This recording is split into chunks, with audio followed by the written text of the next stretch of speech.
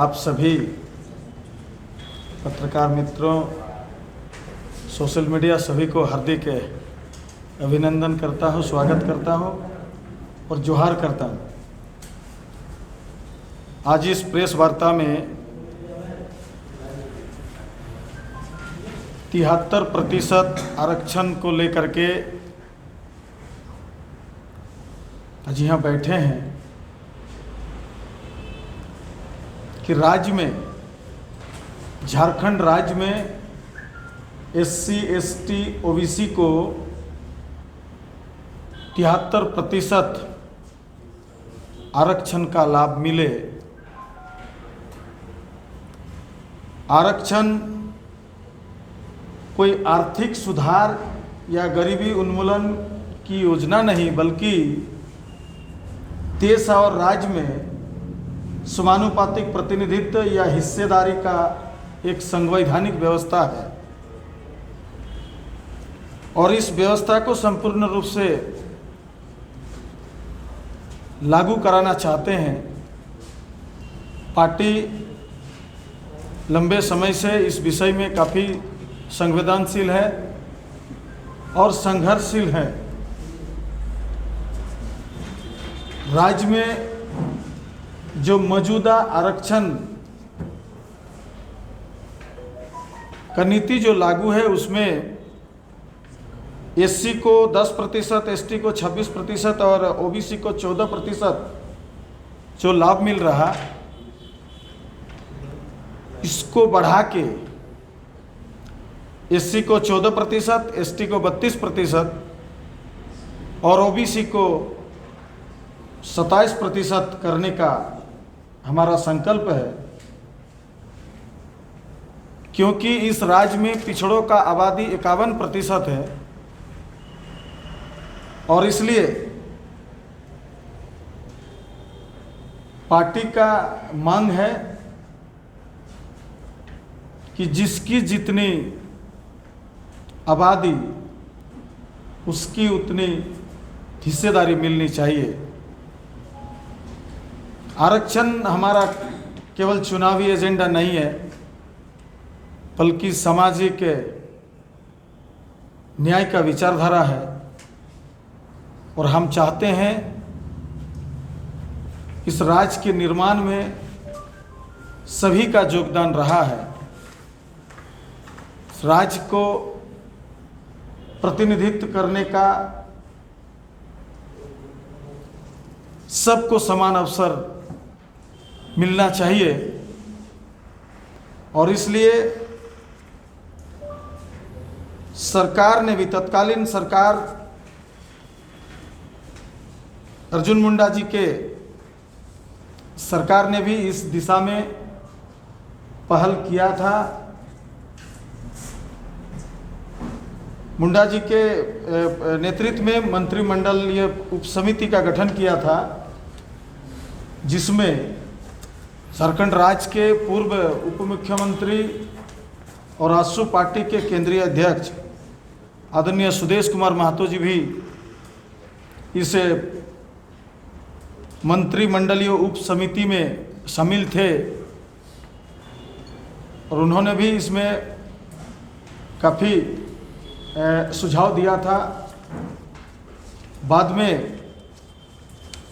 2002 में झारखंड में 73% आरक्षण को लेकर के सरकार ने एक संकल्प जारी किया था। हम चाहते हैं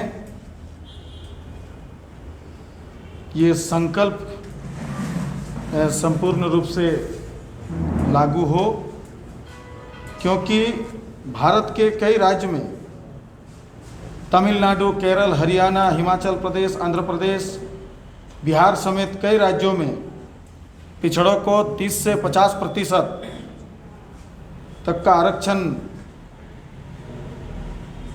हासिल है, आरक्षण का लाभ उन्हें मिलता है।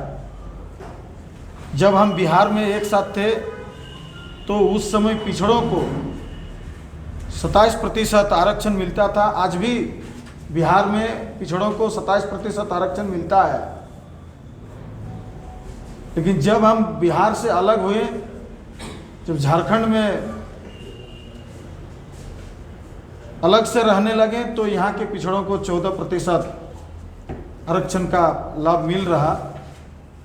ये 14 से 27% जो करने का संकल्प है, इस दिशा में हम आगे बढ़ेंगे। इसमें इस प्रेस वार्ता में कहना चाहते हैं कि झारखंड मुक्ति मोर्चा वो आरक्षण का विषय, जल जंगल जमीन का बात, वो चुनावी माहौल में या चुनाव आने के पूर्व लोगों को गुमराह करने के लिए वो बोलते हैं। चाहे सीएनटी एक्ट हो, चाहे स्थानीय नीति का विषय हो, वो लोगों को केवल भ्रमित करने के लिए, जनता को गुमराह करने के लिए बातों को रखते हैं। आज देख रहे हैं उनके सभा में लोगों को इस आरक्षण के बारे में काफी सक्रियता के साथ बोल रहे हैं। यह आरक्षण का विषय उनका केवल चुनावी एजेंडा है। वो जनता को आरक्षण का लाभ देना नहीं चाहते हैं। जब उन्हें इस राज्य का मुख्यमंत्री के रूप में राज्य को चलाने का या नेतृत्व देने का जब अवसर मिला था, तो उन्होंने कभी 73% आरक्षण करेंगे या पिछड़ों को 27% आरक्षण देंगे, एसटी को 32% देंगे, एससी को 14% देंगे, कभी कहीं बोला नहीं। अभी बहुत नज़दीक में झारखंड विधानसभा का निर्वाचन है, इसलिए झारखंड मुक्ति मोर्चा के कार्यकारी अध्यक्ष और राज्य के पूर्व मुख्यमंत्री हेमंत सोरेन जी गला फाड़ फाड़ के बोल रहे हैं कि हमारा सरकार बनेगा तो हम आरक्षण देंगे।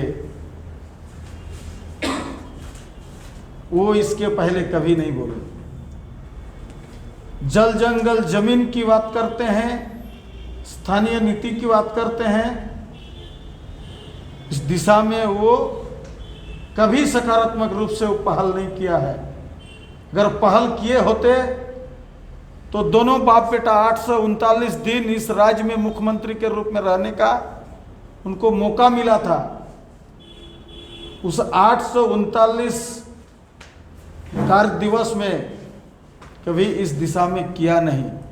और सीएनटी में बदलाव के लिए सबसे पहले तो तत्कालीन मुख्यमंत्री माननीय हेमंत सोरेन जी ने ही तो इस फाइल को बढ़ाए थे और उनका भी उसमें सिग्नेचर है। तो हम आपके माध्यम से राज्य के जनता को कहना चाहेंगे कि ऐसे नेताओं के झांसे में न आए। ये इनका केवल चुनावी एजेंडा है और जनता जानती है, जनता समझ चुकी है। उनके इस झांसे में नहीं पड़ने वाले हैं। मेरा सवाल जो ओबीसी आरक्षण को लेकर, आपने कहा कि हेमंत सोरेन की सरकार ने किया, आपकी सरकार कौन संसद में? अभी ओबीसी आरक्षण के नाम पे जो है मुख्यमंत्री ने घोषणा कर दिया कि वो सर्वेक्षण का रिपोर्ट 2 महीने में देना था, लेकिन आज 4 महीने गुजर गया, नहीं आया। अब फिर जो है 20-25 दिन बाद अक्टूबर नवंबर में जो है चुनाव का घोषणा हो है। तो आपकी सरकार ने और आपकी पार्टी ने 5 साल में क्या ओबीसी आरक्षण को बढ़ाया या 73% का दायरा को बढ़ाया? हमारी पार्टी आरक्षण को लेकर के काफ़ी संवेदनशील है।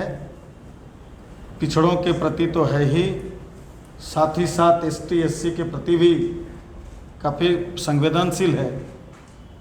हमारा पार्टी आजसू पार्टी ने वर्ष 2016 में आयोजित केंद्रीय सभा की बैठक में पिछड़ों को 27% आरक्षण देने का प्रस्ताव पारित किया था और इसके बाद 17 दिसंबर को पार्टी के सहयोगी संगठन अखिल झारखंड पिछड़ा वर्ग के महासम्मेलन में भी 27% आरक्षण देने की मांग दोहराई। माननीय मुख्यमंत्री जी से भी हमने हमारे नेता उनके सामने बातों को रखा और आज कहीं ना कहीं हमारे दल का जो आंदोलन रहा, जिसके बदौलत आज माननीय मुख्यमंत्री जी पिछड़ों का सर्वे करने का एक आदेश दे दिया है। सभी जिला के उपायुक्त को निर्देशित हुआ है, काम प्रगति पर है। हम चाहेंगे कि इनको समयावधि में इस सर्वे हो जाए, सर्वे का प्रतिवेदन प्रकाशित हो जाए और जो पिछड़ों के लिए 27% आरक्षण का जो मांग है वो संपूर्ण रूप से लागू हो। ये टाइम फ्रेम क्या है? मतलब चुनाव के पहले के चुनाव के बाद? ये हमारा संघर्ष है। नहीं, हम चाहते हैं, सरकार जो है, मैं फिर से एक बार राज्य के माननीय मुख्यमंत्री जी से भी मिलूंगा, बात को रखूंगा कि राज्य के जनता, राज्य के पिछड़े समुदाय के लोग जो आर्थिक रूप से, सामाजिक रूप से, शैक्षणिक रूप से जो कमज़ोर है, उनके पक्ष में, उनके लिए जो 27% सरकार भी आरक्षण का लाभ देने का लिए प्रतिबद्ध है, इसको जल्द से जल्द कराया जाए। सर्वे रिपोर्ट अविलंब संपूर्ण रूप से प्रकाशित किया जाए। सवाल मेरा वही है, विधानसभा चुनाव घोषणा होने के पहले कि फिर नई सरकार बनने के बाद, ये टाइम फ्रेम क्या होगा? हमारा प्रयास है, हम देना चाहते हैं कि पिछड़ों को, जब पिछड़ी समुदाय का जब आबादी झारखंड में 51% है तो उनको 27% आरक्षण मिलना चाहिए। ये इनको जब तक 27% आरक्षण नहीं मिलेगा तब तक ये हमारा संघर्ष जारी रहेगा। मंत्री जी, ये 73% आरक्षण की बात कर रहे हैं, 10% इकोनॉमिकली बैकवर्ड सेक्शन को देने की जो बात हुई है यूनियन गवर्नमेंट से, जिसको झारखंड भी अडॉप्ट करने जा रहा है, तो ये तो 75% के ऊपर चला जाएगा स्लैब, तो ये कानूनी कहाँ से वायबल होगा सर? मैंने पहले ही कहा कि आरक्षण गरीबी उन्मूलन स्कीम या आर्थिक सुधार का स्कीम नहीं है। ये देश और राज्य में समानुपातिक प्रतिनिधित्व और हिस्सेदारी का एक व्यवस्था है और हम चाहते हैं कि झारखंड में जिसका जितना आबादी है उसको उतना हिस्सेदारी मिलना चाहिए। आप जानते हैं, आपको बता दें कि भारत के कई राज्य में ये आरक्षण का जो व्यवस्था है वो 30 से 50% है। सर, हम वो जान रहे हैं, मैं ये कह रहा हूँ कि उसके लिए उन राज्य सरकारों ने कानून बना करके पास कराया है, तो उसकी ज़रूरत पड़ जाएगी यहाँ पे, क्योंकि सुप्रीम कोर्ट के डायरेक्टिव्स के हिसाब से आप 75% के ऊपर। ये लोकतांत्रिक देश है, इस लोकतांत्रिक व्यवस्था में जनता सर्वोपरि होते हैं और जनता अपना जनप्रतिनिधि चुन के भेजते हैं। सरकार चाहे तो सब कुछ कर सकती है। सरकार चाह रही है सर, तो निश्चित रूप से होगी। हमारा माननीय मुख्यमंत्री जी पिछड़ों को 27% आरक्षण देने के लिए काफ़ी तत्पर हैं। हम भी चाहते हैं कि पिछड़ों को 27% आरक्षण मिले, क्योंकि जब बिहार में थे तो बिहार के समय पिछड़ों को 27% आरक्षण मिलता था, तो अब झारखंड में रह रहे हैं तो क्यों नहीं मिलेगा, मिलना चाहिए।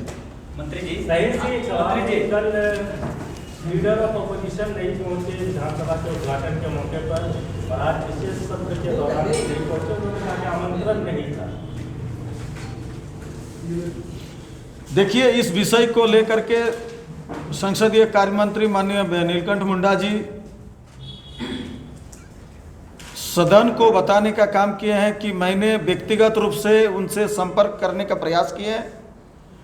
उनका पीएस से बात हुई है, लेकिन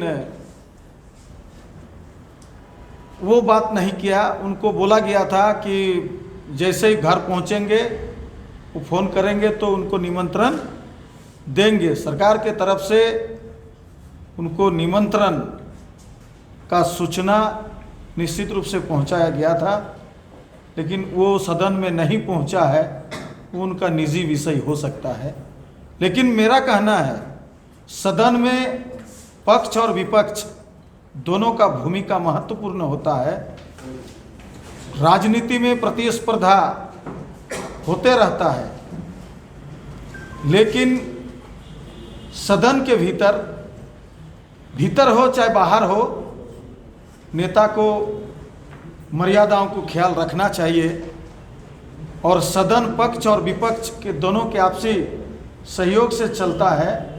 और राज्य के लिए आज गौरव का एक दिन है, गौरव का क्षण है, जब 19 साल के दरमियान इतने बड़े विधानसभा मिला है। राज्य के सबसे बड़ा पंचायत विधानसभा, जहां जनता द्वारा चुने हुए प्रतिनिधि पहुंचते हैं और महापंचायत में बैठ करके जन आकांक्षाओं को पूरा करने के लिए वहाँ नीति निर्धारण होता है, तो वहाँ विपक्ष को भी पहुंचना चाहिए था, नेता प्रतिपक्ष को वहाँ उपस्थित रहना चाहिए था, क्योंकि नेता प्रतिपक्ष या विपक्ष का भी सदन में सकारात्मक भूमिका होना चाहिए।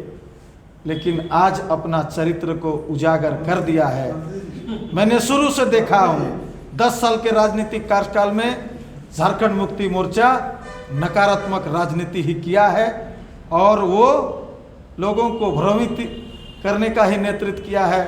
लोगों को गुमराह करने के लिए लोगों के बीच में सबसे ज़्यादा प्रोपोगंडा करते हैं। वो राज्य का वो विकास नहीं चाहते हैं, लोगों का तरक्की नहीं चाहते हैं। वो केवल माइक में भाषण देते हैं और बोलते हैं कि हम राज्य के सबसे बड़ा हितैषी हैं, लेकिन उसका ताज़ा उदाहरण है बाप बेटा दोनों को 8 से 39 दिन जब अवसर मिला तब उन्होंने कभी एक दिन भी नहीं सोचा। आज जब चुनाव सामने है तब वो सोच रहे हैं। जी आपने कहा सदन की गरिमा है, पक्ष और विपक्ष काफी की बात उनका आरोप है कि काट करके पक्ष विपक्ष कैद कहाँ पर जो आमंत्रण पत्र था। सदन की बात मैं कर रहा हूँ कि सदन के भीतर जो विपक्ष होते हैं, विपक्ष को सकारात्मक भूमिका में रहनी चाहिए। आज उनको पहुंचना चाहिए था, कल की बात कर रहे हैं। आज उनको पहुंचना चाहिए था, आज उनको पहुंचना चाहिए था, आज उनको पहुंचना चाहिए था। कल की बात मैं आज का बात कर रहा हूँ। चलिए ठीक है, हो गया, थैंक यू।